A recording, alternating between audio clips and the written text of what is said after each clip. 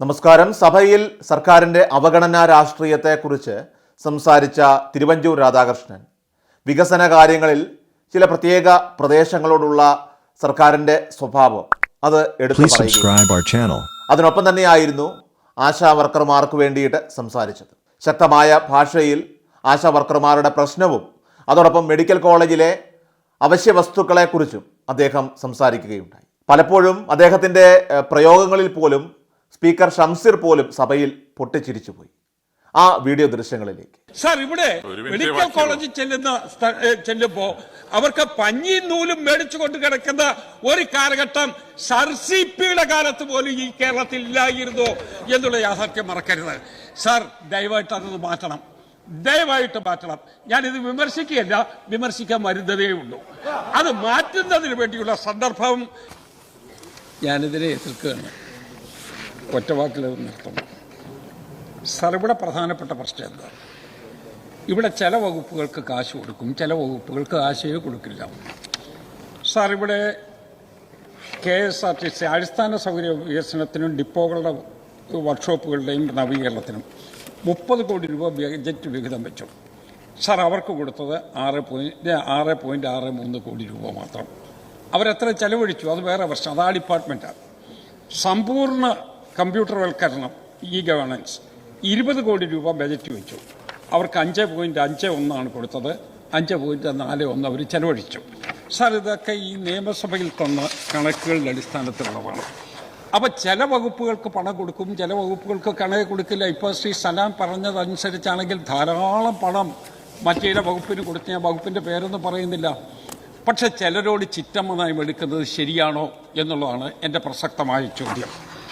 ഇവിടെ സാർ, അങ്ങനെയുള്ള ഒരു സാഹചര്യത്തിൽ നമ്മൾ നടന്നുകൊണ്ടിരിക്കുന്ന നിർമ്മാണ പ്രവർത്തനങ്ങൾ കൂടി അത് പൂർത്തിയാക്കുന്നതിന് വേണ്ടിയുള്ള നടപടി ഉണ്ടാകണ്ടേ? സാർ, എനിക്ക് നേരിട്ടൊരു അനുഭവമുണ്ട്. സാർ, കേരളത്തിലെ ഏറ്റവും പ്രധാനപ്പെട്ട സാംസ്കാരിക കേന്ദ്രമെന്ന് പറയാൻ കഴിയുന്ന 19 ലക്ഷം ജനങ്ങൾ ജീവിക്കുന്ന ഒരു ജില്ലയിൽ അതുവഴി കടന്നു പോകുന്നവർക്കെല്ലാം അറിയാം അവിടെ ഒരു സ്കൈ വോക്ക് നിൽപ്പുണ്ട്. സാർ, 10 കൊല്ലമായി കാത്തിരിക്കുകയാണ്.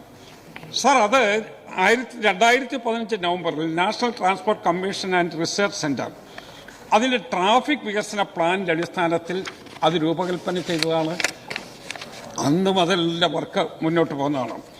സാർ, ഇവിടെ പാസഞ്ചർ കാർ യൂണിറ്റ് ഏറ്റവും തിരക്കേറിയ സമയത്തുള്ള പരിശോധന 40,000 അതുവഴി കടന്നു പോകുന്നത്. സാർ, ഗതാഗത വകുപ്പിൻ്റെ 9/1/2015 GORT നമ്പർ 565/2015 അതിൻ്റെ ഉത്തരവ് പ്രകാരം അഡ്മിനിസ്ട്രേറ്റീവ് സാങ്ഷൻ കൊടുത്തു. അതിനുശേഷമുള്ള ടെക്നിക്കൽ സാങ്ഷൻ കൊടുത്തു. അത് വർക്ക് ഓർഡർ കൊടുത്തു. അവർക്ക് വർക്ക് ആരംഭിച്ചു എന്ന് മാത്രമല്ല 5,18,00,000 രൂപ അനുവദിച്ചതിൽ 2 കോടി രൂപ അവർ പണിയും ചെയ്തു, അത് കൊടുക്കുകയും ചെയ്തു. സാർ, ഇപ്പോൾ ഇത്രയും കാര്യങ്ങൾ വന്നതിന് ശേഷവും പിന്നീട് അത് മുന്നോട്ട് പോകാൻ പറ്റുമോ? സാർ, നാളിതുവരെ 2,16,04,937 രൂപ അതാണ് അവർ ചെയ്തു തീർത്തിട്ടുള്ളത്. ബാക്കിയുള്ളത് അതവിടെ നോക്കുകുത്തി പോലെ നിൽക്കുകയാണ്. സാർ, നമ്മളുടെ ഗവൺമെൻറ്റിലെ എല്ലാ മന്ത്രിമാരും അതിന് ചുറ്റും പോകുന്നതല്ലേ, എല്ലാ ആളുകളും പോകുന്നതല്ലേ? സാർ, എനിക്ക് പല അനുഭവങ്ങളുണ്ട്. കോടിമതൊരു പാലം ഇപ്പം അതിൻ്റെ അപ്രോച്ച് റോഡിന് വേണ്ടി 10 കൊല്ലം കാത്തിരുന്നു. ഇപ്പം അപ്രോച്ച് റോഡ് ഏറെക്കുറെ ഇങ്ങനെ മെല്ലെ മെല്ലെ മെല്ലെ നീങ്ങിക്കൊണ്ടിരിക്കുകയാണ്. സാർ, വെള്ളമില്ലാതെ ജനങ്ങൾ വിഷമിക്കുമ്പോൾ അവിടെ ഒരു റെഗുലേറ്റർ കം ബ്രിഡ്ജ് അതിൻ്റെ പണി 6 തൂണ് വാർത്തു. 6 തൂണ് വെള്ളത്തിൽ ഇപ്പോൾ ഒന്നുമില്ല, വെള്ളം വേറൊരു വഴിക്കൊഴുകി പോവുകയാണ്. സാർ, എന്തിനാണ് ഇങ്ങനെ പ്രതികാരം കാണിക്കുന്നത്? ശരിക്കും ബഹുമാനപ്പെട്ട മുഖ്യമന്ത്രി പറഞ്ഞ അതേ ചോദ്യമാണ് ചോദിക്കാനുള്ളത്. ഇവിടെ കേരളം ഇന്ത്യയുടെ ഭാഗമല്ലേ എന്ന് ചോദിക്കുന്നത് പോലെ തന്നെ ഞങ്ങളുടെ ഈ പ്രദേശവും കേരളത്തിൻ്റെ ഭാഗമല്ലേ? ഞങ്ങൾക്കും അതിനുള്ള ബാധ്യതകളിൽ ഞങ്ങൾക്കും അത് ഉണ്ടാകേണ്ടതല്ലേ? സാർ, എന്തിനാ കേരളത്തെ നിങ്ങൾ 2ആയി ഡിവൈഡ് ചെയ്യുന്നത്? നിങ്ങൾക്ക് ഇഷ്ടപ്പെട്ട സ്ഥലം, ഇഷ്ടപ്പെടാത്ത സ്ഥലം. ഇപ്പോൾ ഇടതുപക്ഷ ജനാധിപത്യ മുന്നണിയുടെ MLA മാർ, പ്രത്യേകിച്ച് CPM MLA മാർ, അത് 150 കോടി, 250 കോടി, 350 കോടി ഇങ്ങനെ വാശിക്ക് ലേലം വിളിച്ച് പറഞ്ഞു പോകുന്നത് ഈ റെക്കോർഡിൽ തന്നെയുണ്ട്. സാർ, ഒന്നും വേണ്ട, ഞങ്ങൾക്ക് അനുവദിച്ചതെങ്കിലും ചെയ്തു തീർക്കുന്നതിന് വേണ്ടിയുള്ള ദയ കാണിക്കണമെന്നുള്ളതാണ് പ്രധാനപ്പെട്ട കാര്യം. സാർ, അത് ചെയ്യാതിരിക്കുന്നതിന് എന്താ കാരണം? 7 വർഷത്തിന് ശേഷം ഉണ്ടായ മെറ്റീരിയൽ കോസ്റ്റും അനുബന്ധ ചെലവുകളും വർദ്ധിച്ചതുകൊണ്ട് KRSA അനുവദിച്ച 5,18,00,000 രൂപയിൽ പണി പൂർത്തീകരിക്കാൻ സാധിച്ചിട്ടില്ലെന്നും അതിനധികം ആവശ്യമായി വരുന്ന 1,65,00,000 രൂപ MLA ഫണ്ടിൽ നിന്ന് കൊടുക്കാമോ എന്ന് എനിക്ക് ജില്ലാ കളക്ടർക്ക് കത്തെഴുതി. സർ, ആ കത്തെഴുതിയിരിക്കുന്നത് 11/5/2022. അപ്പോൾ ഒരു ട്രബിളും ഇല്ല, മറ്റൊരു പ്രശ്നവും ഇല്ല. അവിടെ ഈ പോരായ്മ, ഈ ഗ്യാപ്പ് നികത്തണം. ആ ഗ്യാപ്പ് നികത്തുന്നതിന് വേണ്ടിയ തുക MLA ഫണ്ടിൽ നിന്ന് തരാമോ? അത് ഗവൺമെന്റിനെ സേവ് ചെയ്യാനാണ്. കാരണം 5,18,00,000 രൂപ അതിനേക്കാൾ അധികം വരുന്നത് കൊണ്ട് ഈ അധിക ചെലവ് MLA ഫണ്ടിൽ നിന്ന് തരാമോ എന്നാണ് എന്നോട് ജില്ലാ കളക്ടർ കത്തെഴുതി ചോദിച്ചത് 2022. സാർ, ജില്ലാ കളക്ടറുടെ ആവശ്യം മുഖവിലേക്കെടുത്ത് പ്രസ്തുത തുക MLA ഫണ്ട്, സാർ ഇവിടെ ഇരിക്കുന്ന MLA-മാർക്ക് എല്ലാവർക്കും അറിയില്ലേ, ഒരു MLA-യുടെ ഫണ്ടിൽ നിന്ന് ഇത്രയും വലിയ തുക ഒരു കാര്യത്തിന് വേണ്ടി കൊടുക്കാൻ നമുക്ക് കഴിയുമോ? എന്നാൽ പോലും ജനങ്ങളുടെ ഒരു സ്വപ്നം സാക്ഷാത്കരിക്കുന്നതിന് വേണ്ടി ആ ചോദിച്ച തുക കൊടുക്കാം എന്ന് ഞാൻ കളക്ടർക്ക് മറുപടി കൊടുത്തു. സാർ, സ്കൈവോക്ക് പദ്ധതി പൂർത്തീകരിക്കണമെന്ന് ആവശ്യപ്പെട്ട് ഒരു പൊതു താൽപര്യ ഹർജി ഇതിനിടയ്ക്ക് ഹൈക്കോടതിയിൽ പോയി. സാർ, ഹൈക്കോടതി ഈ കാര്യത്തിനകത്ത് ഇടപെട്ടു. സാർ, ഹൈക്കോടതി ഇടപെട്ട് ഈ ഹർജി 28/1/2022 മുമ്പായി പദ്ധതിയുടെ പൂർത്തീകരണത്തിന് ഉചിതമായ നടപടി സ്വീകരിക്കണമെന്ന് സർക്കാരിനോട് നിർദ്ദേശിച്ചുകൊണ്ട് ഹൈക്കോടതി ഉത്തരവിറക്കി. സാർ, ഹൈക്കോടതി ഉത്തരവ് എൻ്റെ കയ്യിലുണ്ട്. സാർ, ആ ഉത്തരവിനകത്ത് ഈ കാര്യങ്ങൾ പറയുന്നുണ്ട്. നമ്മളുടെ ഹൈക്കോടതി ജഡ്ജി PV കുഞ്ഞികൃഷ്ണൻ ജഡ്ജ്, അദ്ദേഹത്തിന്റെ ഓർഡറാണ്. I think the time can be extended on condition that no extension petition will be early extension.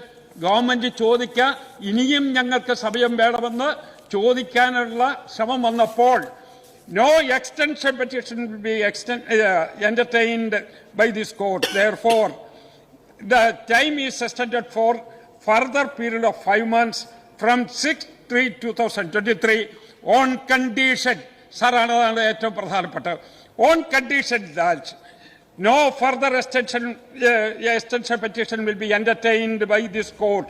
The petitioners will also see that the entire work is completed within the above period. Sir, ഇങ്ങനെയൊരു കോടതിയുടെ ഉത്തരവും ഇതുപോലുള്ള നടപടികളും എന്നോട് ചോദിച്ച അത്രയും തുക കൊടുത്തിട്ടും ഇതിന് 5,18,00,000 രൂപയിൽ ഏതാണ്ട് 3 കോടിയിൽ ചില്ലുവാനും അവിടെ ബാലൻസ് ഗവൺമെന്റിൽ ഇരിക്കുകയും ചെയ്തിട്ടും സാർ, ഇതുപോലെ ഒരു മഹാപ്രസ്ഥാനം എന്തിനാണ് ഇല്ലാതാക്കുന്നത്? സാർ, അവിടുത്തെ ജനങ്ങളുടെ ഒരു മോഹമില്ലേ? ഞാൻ അതാ പറഞ്ഞത്, ആ ജില്ലയില് 19 ലക്ഷത്തിലധികം വരുന്ന ജനങ്ങളുടെ ഒരു മോഹമില്ലേ? ആ ജില്ലയുടെ തലസ്ഥാനമല്ലേ? ഇതെല്ലാം നമുക്കൊരു പ്രൗഢായി നിൽക്കുന്നതല്ലേ? സാർ, മുഖ്യമന്ത്രി പറഞ്ഞ ഒരു വാക്കിനോട് ഞാൻ വീണ്ടും പറയുകയാണ്, ഞങ്ങൾ വികസനത്തിന്റെ കാര്യത്തിൽ വിവേചനമില്ല എന്ന് പറഞ്ഞാൽ ബഹുമാനപ്പെട്ട മുഖ്യമന്ത്രി അങ്ങ് ഇവിടെ ഇല്ല എങ്കിലും ഞാൻ റെക്കോർഡിന് വേണ്ടി പറയുന്നു, അങ്ങനെ വിവേചനമില്ല എന്ന് വരികിൽ എന്തുകൊണ്ട് ഇത് തീർത്തുകൂടാ? ഇതിനോട് മാത്രം ഒരു വിവേചനം കാണിക്കുന്നത് എന്തിനാണ്? അപ്പൊ വിവേചനരഹിതമായ ഒരു ഗവൺമെന്റ് ഉണ്ടാകണമെന്ന് ഞങ്ങൾ ആഗ്രഹിക്കുന്നത്. അതുണ്ടാകുന്നില്ല എന്നുള്ളതാണ് ഏറ്റവും പ്രധാനപ്പെട്ട പ്രശ്നം. അതുകൊണ്ട് ദയവായിട്ട് ഇത് വിവേചനത്തിൽപ്പെടുത്താതെ ഇത് ആളുകൾക്കുള്ള ഒരു പ്രത്യേകമായ സൗകര്യത്തിന്റെ അടിസ്ഥാനത്തിലാണ് എന്ന് മനസ്സിലാക്കി ഒരു സാംസ്കാരിക തലസ്ഥാനത്ത് ആരംഭിക്കുന്ന ഒരു നിർമ്മാണ പ്രവർത്തനം പാതി വഴി നിന്നു പോകാതിരിക്കുന്നതിനുള്ള നടപടിയെടുക്കണം എന്നുള്ളതാണ് എനിക്ക് അഭ്യർത്ഥിക്കാനുള്ളത്. അതിന് സപ്പോർട്ടീവായിട്ടുള്ള കാര്യങ്ങളെക്കുറിച്ച് കൂടി ഞാൻ പറഞ്ഞു. സാർ, ഇവിടെ എല്ലാ ആളുകളും രാഷ്ട്രീയത്തെക്കുറിച്ച് പറയണം. ഇവിടെ സത്യം പറഞ്ഞാൽ ഇവിടെ ഞാൻ ഇതിനകത്ത് രാഷ്ട്രീയം പറയാനിരുന്നതല്ല. കാരണം നമ്മളുടെ ആരോഗ്യം, ഗതാഗതം, ഈ കാര്യങ്ങളിലൊക്കെ നമ്മളെതിരാ രാഷ്ട്രീയം പറയേണ്ടത്. അത് നമുക്ക് പൊതുവായിട്ടുള്ള കാര്യം അല്ലേ? അതുകൊണ്ട് അതിനകത്ത് ഒതുങ്ങി നിൽക്കണം എന്നുള്ളതാണ് ഞാൻ ആഗ്രഹിച്ചത്. സാർ, ഇവിടെ ചില ആളുകൾ കൊല്ലം സമ്മേളനം കഴിഞ്ഞപ്പോൾ അവരുടെ ഗർവങ്ങൾ വർദ്ധിച്ചിരിക്കുകയാണ്. അവർ 3 ബസ്സിലുമായിട്ടാണ് നിൽക്കുന്നത്. ഇതെല്ലാം കീഴടക്കുമെന്നൊരു മട്ടിലാണ് നിൽക്കുന്നത്. സാർ, കൊല്ലത്ത് ഇത്രയും കൊടി കെട്ടാനായിട്ട് കാശുണ്ടായ പോരെ, വേറെ എന്തെങ്കിലും വേണോ? സാർ, ഇത്രയും കൊടി കെട്ടാൻ ആർക്കാ പാട്? ഇപ്പൊ ഞാൻ പറയുന്നു, നമ്മുടെ കേരളത്തിൽ പച്ച പിടിച്ചു വരുന്ന ഒരു രാഷ്ട്രീയ പാർട്ടിക്കാണെങ്കിലും അവിടെ ഇത്രയൊക്കെ കൊടിയൊക്കെ കെട്ടാൻ പറ്റുകയല്ലേ?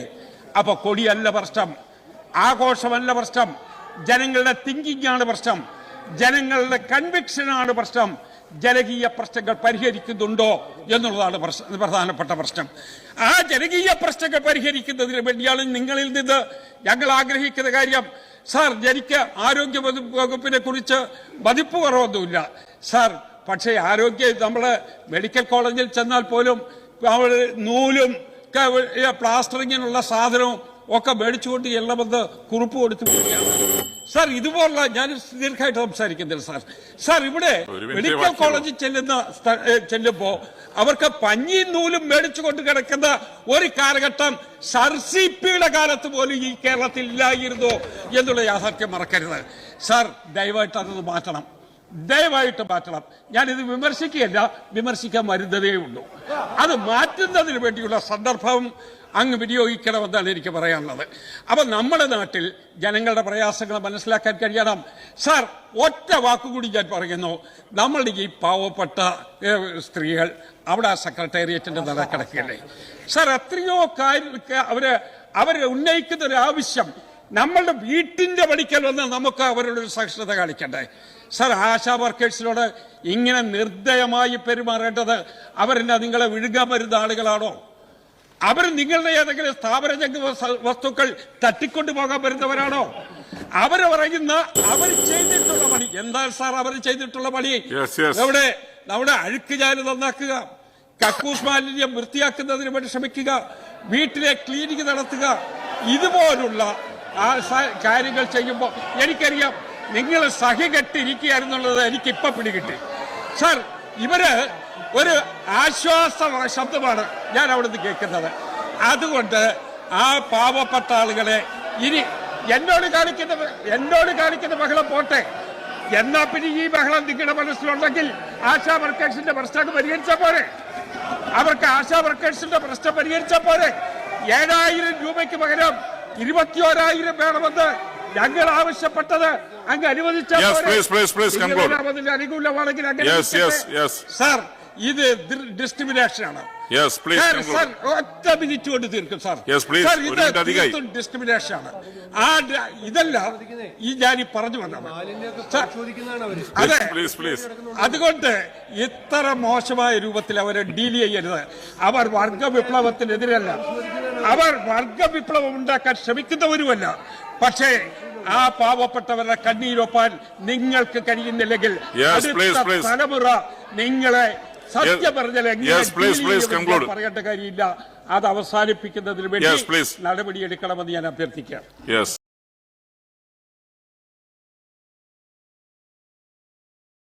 എല്ലാ ദിവസവും വാർത്തകൾക്കായി സബ്സ്ക്രൈബ് ചെയ്യുക, ഫോളോ ചെയ്യുക. വാർത്തകളുടെ നോട്ടിഫിക്കേഷനായി ബെൽ ഐക്കൺ എനേബിൾ ചെയ്യുക. Please subscribe our channel.